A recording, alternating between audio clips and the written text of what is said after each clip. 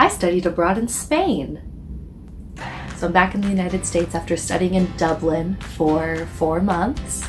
My program was with IES Abroad, and it was the writers program. So we focused a lot on building portfolios throughout the semester. Something in particular about the IES writers program I loved is the family that we created as the writers.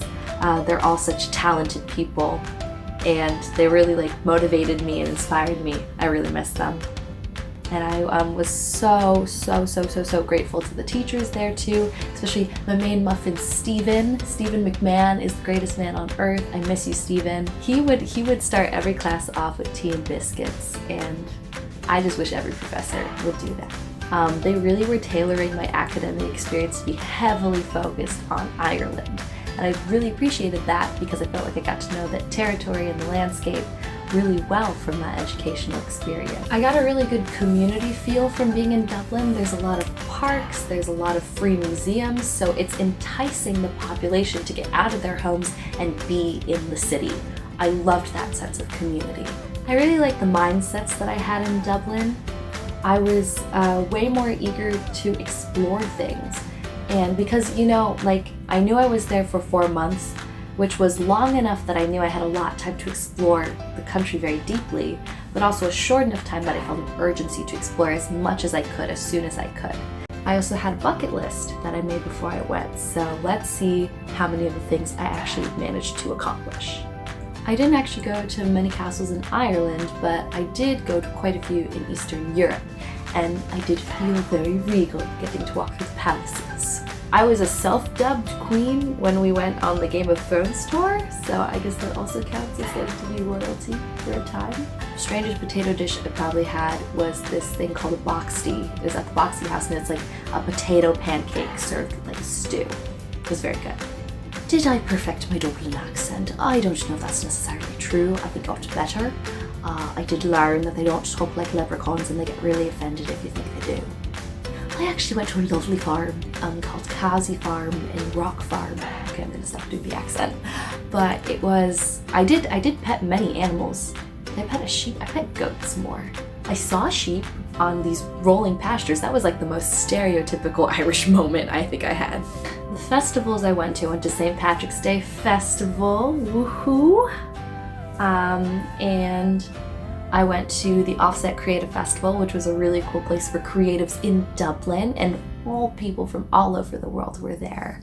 I went to a book festival in Dunleary because I just can't hold this nerd back. There were so many beautiful places to hike in Ireland. The landscape is to die for. There was something so stimulating and inspiring about getting to walk these beautiful spots of nature, and I think it really made my writing better. I was just so inspired. I did it. I really did it. My roommates were so embarrassed and didn't want to be seen with me, but I sang Ed Sheeran's Galway Girl in the public square of Galway. One of my favorite things about being in Dublin is that I was visiting a new location like every weekend. Some of them were local Irish towns, others were completely different countries. Overall, the places I traveled to, I went to Amsterdam, Berlin, Prague, Bratislava, Vienna, Paris, Munich and other small towns around Bavaria, and Budapest. And then in Ireland, I went to Dunleary, Blackrock, Howth, Galway, the Cliffs of Moher, West Cork, Inchydoney, and I went to Belfast. It was so cool getting to visit all these countries and meet all the people there and really just like compare and contrast how a culture affects a society and how people are different and what they value.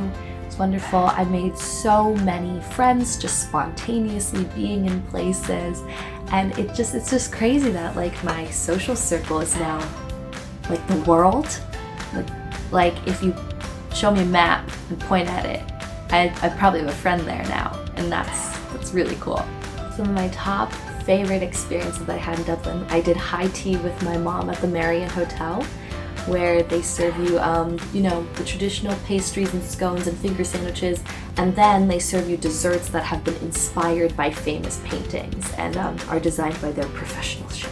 I had a really fun St. Patrick's Day, and not for reasons you might think. Kind of amazing to be at the place where it all begins, and like people come from all over the world to celebrate St. Patrick's Day in Ireland. It's kind of mad.